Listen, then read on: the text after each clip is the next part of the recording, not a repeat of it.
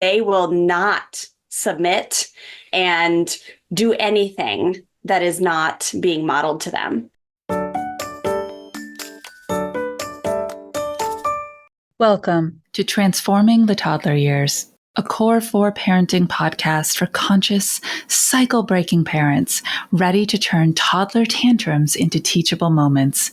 Hi, I'm Cara Tyrrell, a lifetime lover of littles, mom to 2 grown and flown girls, and an early childhood educator. Through the show, I teach you my collaborative parenting methodology for nurturing your little human's mind, body, and spirit. Because how you connect and collaborate in the first 5 years is how you raise happy, healthy kids who grow into the best version of themselves and find true success in school and life. Welcome back to the show, Toddler Tribe. If you heard the first part of Wendy Snyder's episode a couple weeks ago, then get excited for part 2. We went deep into raising strong-willed kids and what it takes for our self-identity and our self-control and the conscious part of connecting with a child who's very often out of control or going so far inward we don't know what's happening in there.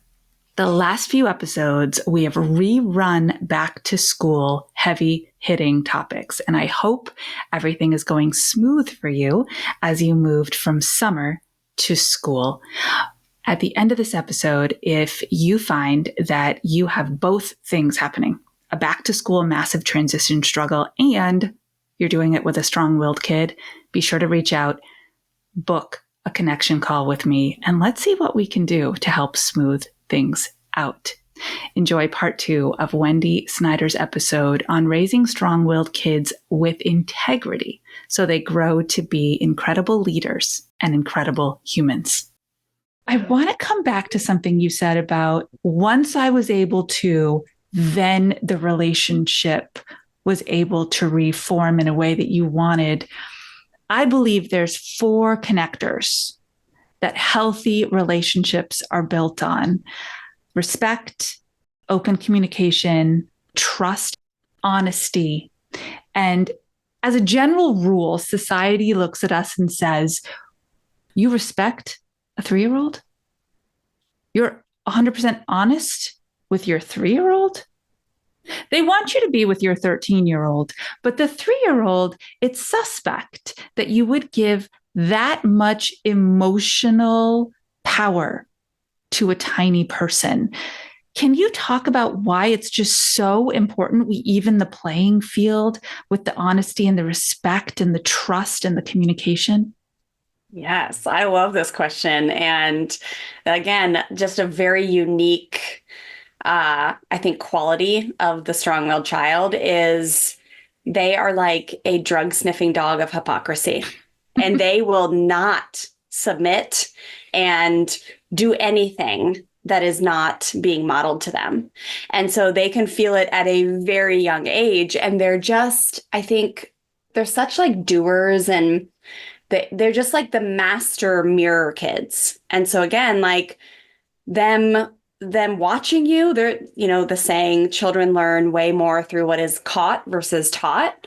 And so these kids are like the master of that. And so if you are displaying any type of like inauthenticness, if there is tones, if there is aggressiveness, if there is reactivity, and I will say that like they just will resist, they'll push back, they might submit in the moment, like because they're scared, right? It's like the classic, if you lead with enough intimidation and fear, even the strongest willed kid will submit, but they probably won't last long, and especially not into the second decade of life. And that's what's so fun now to have these 2 teenagers and like seeing, as you probably know from having older kids, like you see the long-term benefits of this work, and it's just outstanding. But if you look back to like the respect and the honesty, that to me feeds into their sense of belonging. And these kids, in order to change their behavior, they need to know that they belong. So when the sense of belonging is just like a basic human need, I teach it, I'm sure you teach it too. It's like without that, a child and a human will misbehave. They will go get their need to belong met somewhere. They will get their need to feel powerful met somewhere. And so you can do it within your home by just saying to a child, it makes total sense why you smacked your brother. I actually struggle with self-control sometimes too. The other day when I put you in, like, I'm still learning how to do self-calming instead of timeout, and it's the way I put you on that step the other day. I don't want to do that again. And that's just me learning how to be more gentle with my hands and have more self-control, but you did not deserve to be put on that step like that. And I want you to know that you can count on me to learn a different way. And I am. I've invested in someone to help me, a teacher. And so you're not crazy. I'm not crazy. We're just learning self-control. And it makes sense why you got so upset in that moment. And I get really upset too, right? Like that humility. Strong-willed kids, in my opinion, they really respect humility, and they look at people who have humility and are like in alignment. They just have greater respect for those type of people, and the type of people who say one thing and do the other, they really will lose respect, and they just often will rebel. So yeah, the humility and honesty, there's just no reason to trick kids. There's nothing to hide. There's literally nothing. Like even the fear stuff, like being scared about stuff, like you can talk to a kid in a way that's like, hey, here's the reality and here's what I'm doing to keep us safe, right? Like it's okay. This is just so good.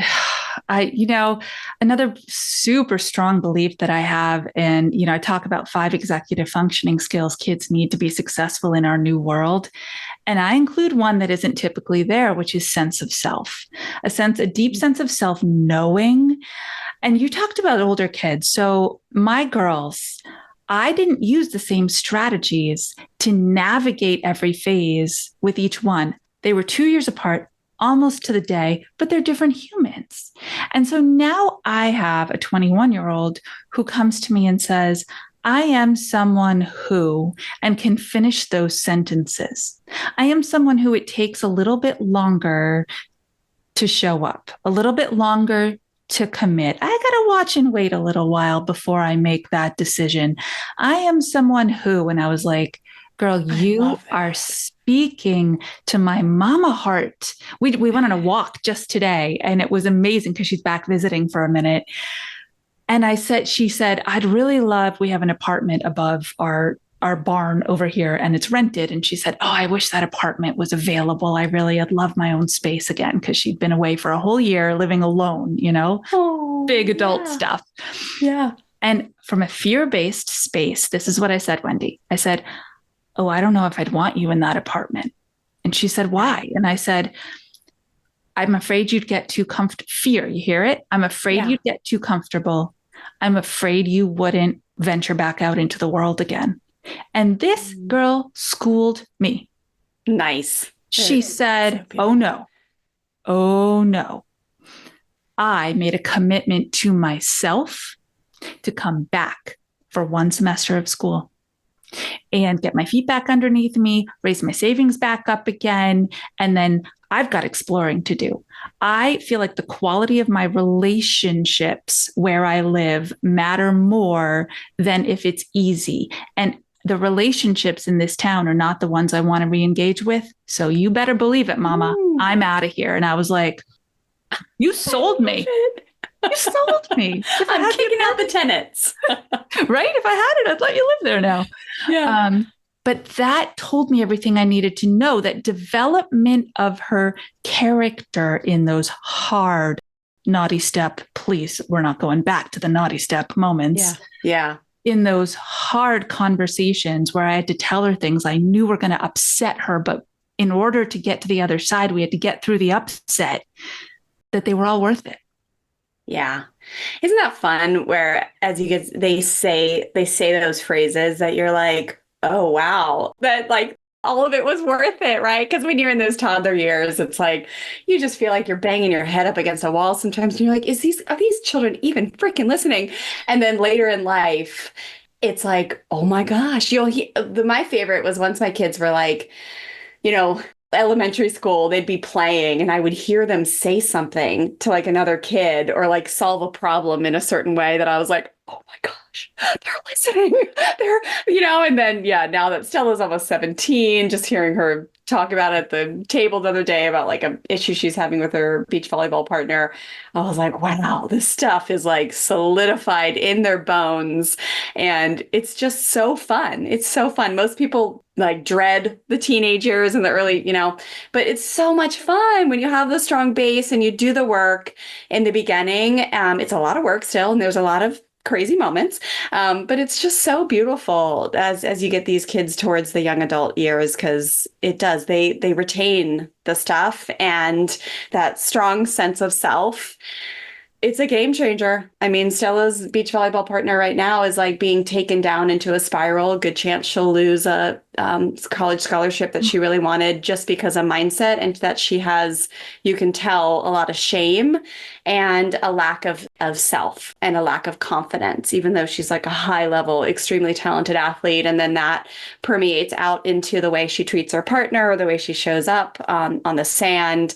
And it's just wild to watch, right? Like there's just people that are going to choose to invest in healing and learning and teaching their kids this stuff. And then there's, just some that aren't. And it's just heartbreaking to watch because, yeah, she's a great kid, but you can just see so much of it is lacking. Like, and you just, because on the subject of sense of self, that is the big thing. It is literally taking her down.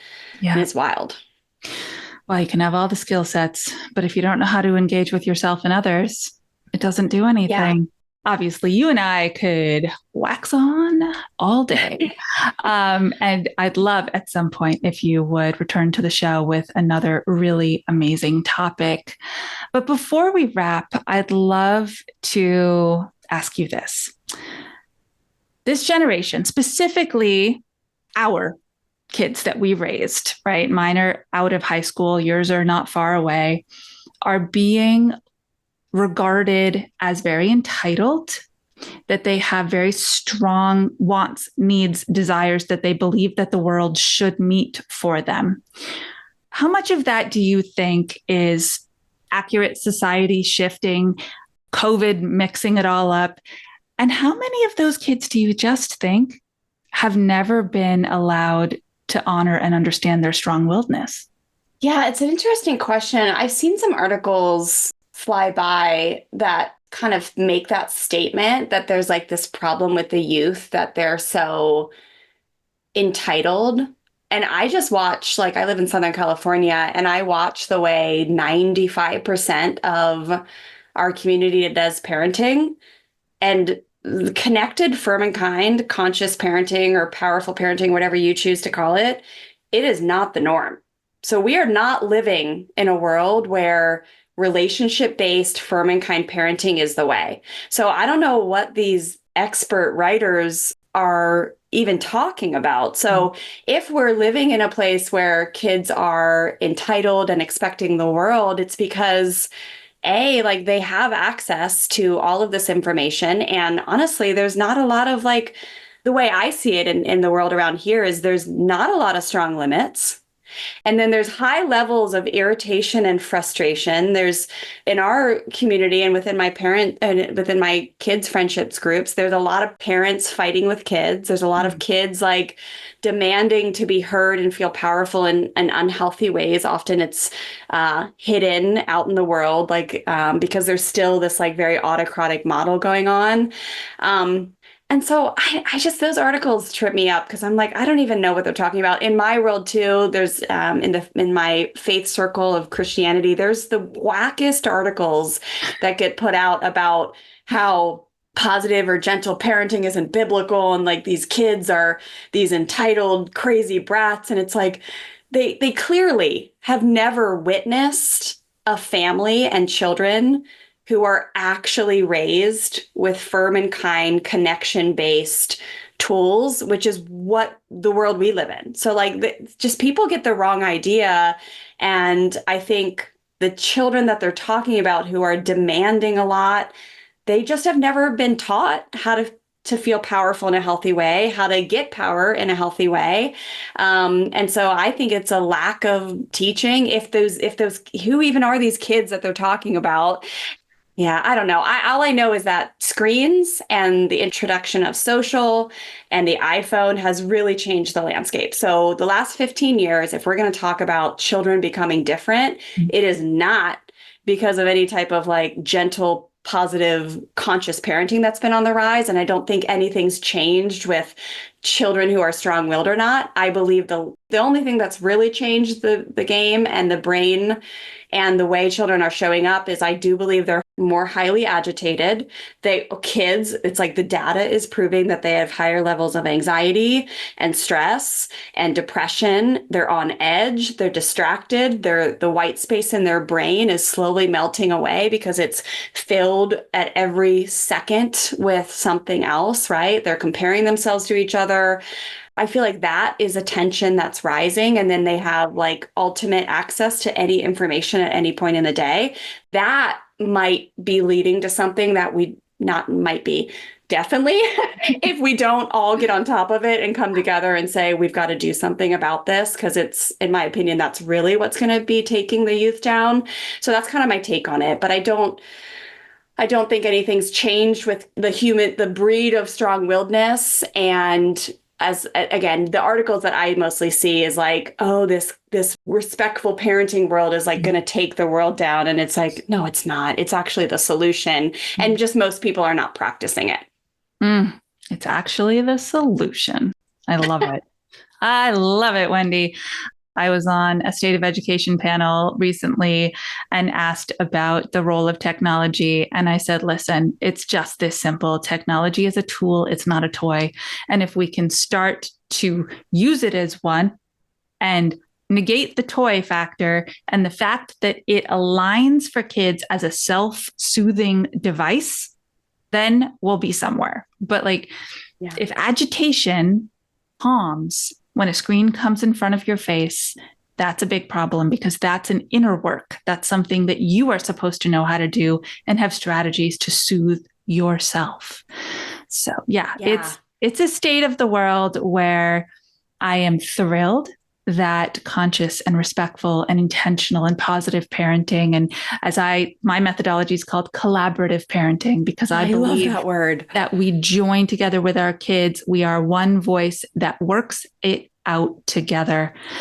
So I believe that this shift is here. It's happening. People are taking notice. They are listening to podcasts like yours and mine, and they want to do things differently. If there's a way that they can check out what you do and they feel aligned with you and want to take some action, how can they do that, Wendy? Yes, thank you for asking. A few different ways. Our podcast, The Fresh Start Family Show. Please come find us. We're on all the podcast platforms and then soon to be over on YouTube too. We're diving into the YouTube world, so that's going to be fun. And then I'm on Instagram. If anyone likes to hang out on Instagram, I'm at Fresh Start Wendy, and you can just shoot me a DM over there with the word freedom. And we have a free quick start learning bundle that's all around strong-willed kids that we can get into your hands, or you can just head to freshstartfamilyonline.com/strong-willed kids. And as you all know, that will be in the show notes for easy clicking. Wendy, you are a really special energy. You are a wealth of information and knowledge, and we're so grateful for the time that you spent with us today. Thank you so much for having me. This was so much fun. Same back to you. Thank you for all the work that you're doing in the world.